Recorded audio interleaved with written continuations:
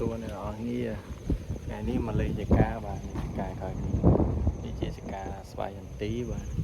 ថ្ងៃនេះតនេពីការងារបានមកលេងនៅចកាហើយស្វាយចន្ទីប្រមូលផលអស់ហើយអ្នកនរគ្នា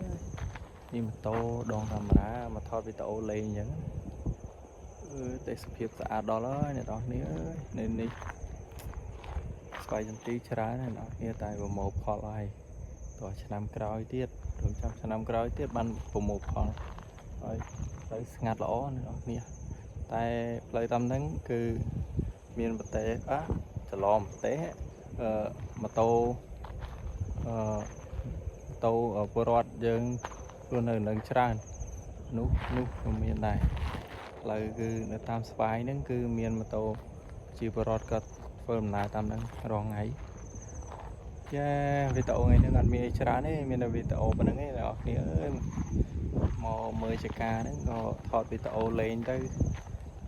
ហើយអ្នកទាំងអស់គ្នាអាត្មានឹងកំពុងធ្វើអីគេហូបបាយណាខ្ញុំឥឡូវក៏អត់ទាន់ហូបបាយទេខ្ញុំមកមើលចកាបាទឥឡូវទេសភាពស្អាតដល់ហើយអ្នកនរគ្នានៃចកាខានមកលេងយូរខ្យល់ត្រជាក់អញ្ចឹងបើសិនតែមានត្រជាក់អង្គុយលេង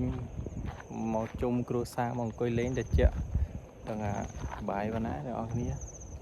មើលទេសភាពគេមកអេហ្មងថ្ងៃចិត្តលេខហើយអ្នកនរគ្នាឥឡូវហ្នឹងម៉ោង6ហើយខ្ញុំមកមើលចកាហាក់បែរជាតិចទៀតខ្ញុំអាចទៅវិញអញ្ចឹងណាអូខេអ្នកនរគ្នាវីដេអូថ្ងៃហ្នឹងមានអីច្រើនទេគឺមានតែថ្ងៃហ្នឹងមកបង្ហាញសកម្មភាពមើលចការបស់ខ្ញុំអញ្ចឹងណាខ្ញុំមកមើលថ្ងៃតនេពីការងារក៏ឆ្លៀតមកមើលចកាលេងទៅលោវា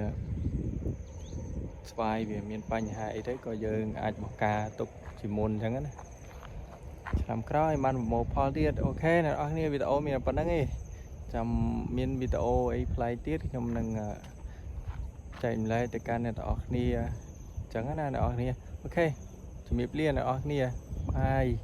អរគុណច្រើនអ្នកនរគ្នាកុំភ្លេចជួយ Subscribe Channel YouTube ខ្ញុំម្នាក់មួយផងអរគុណច្រើនអ្នកនរគ្នាបាយ